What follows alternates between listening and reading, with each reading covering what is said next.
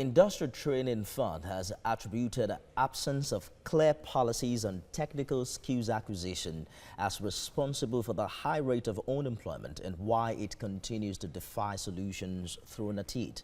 The Director General of the fund, Joseph Ari, made this known at the first National Skills Summit in Abuja. Helen Osamede-Akins was there. Achieving sustainable development requires an integrative approach that successfully blends formal and non-formal education. Nigeria is now making efforts to encourage technical and vocational training as part of steps to tackle unemployment, but there is still a yawning gap between formal and informal education. To this end, a skills gap survey was recently conducted in 6 priority sectors of the Nigerian economy by the Industrial Training Fund in collaboration with the United Nations Industrial Development Organization. The resulting report indicated that, despite rising unemployment, vacancies still existed in several sectors of the economy that could only be filled by skilled foreign labor. It is with the view of addressing these challenges that the Industrial Training Fund is organizing this summit that draws together partners of the fund to articulate specific strategies for developing employable skills in Nigeria. Many Nigerians still believe that hands-on skills are a preserve of the poor and the disadvantaged in our society, as they are viewed as dirty, dreaded, and dangerous. This perception has led to skills shortages in trades and vocational areas that Nigerians should be well equipped to perform. We need to, redirect the minds of our young people that there is a need for them to acquire skills. It's not enough to just carry around certificates. Certificates don't do things. You do things with your hand and your brain. Speakers here believe what is required is effective collaboration between industries and the academia to ensure Nigerian youth gain the required skills in their field of studies. We'll continue with the... We need to see in large numbers industries who get up on their own, approach academia, approach the NUC, approach National Board for Technical Education, and sit down and design curricula and say these are the areas where we see the skills gap. This summit will provide the fund the opportunity to collaborate and provide enduring solutions to the unemployment problem in Nigeria. Helen Osamede-Akins, TVC News, Abuja.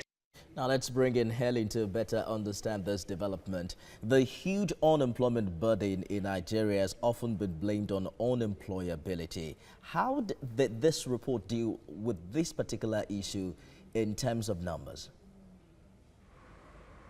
Yes, the unemployment rate in Nigeria has actually continued to grow.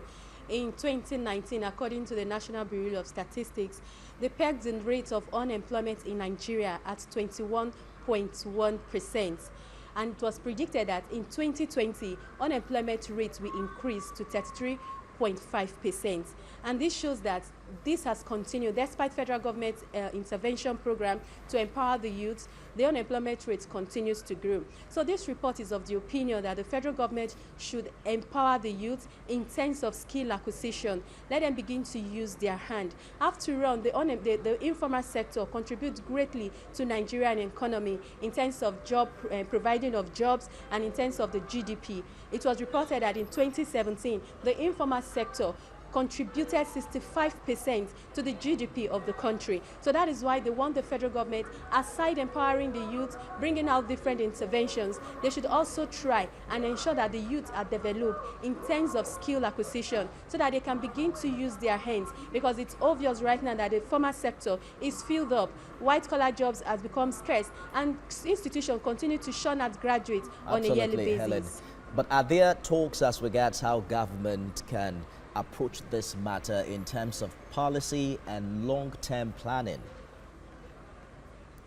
Yes, Nifemi, and that's one of the reasons for this summit today. The summit draws stakeholders from different sectors that have to do with empowering of the youth, like the school and all that. They want to see how the school and the industries can continue to and can help to bridge the gap between this unemployment rate and the students, to ensure that these schools don't just give students formal education, but they should be empowered. Today, if you go to school today, you find out that the schools, the classrooms are even overpopulated. You have close to 500, even when they provide facilities for practicals and all that, only few of the students can even have access to it.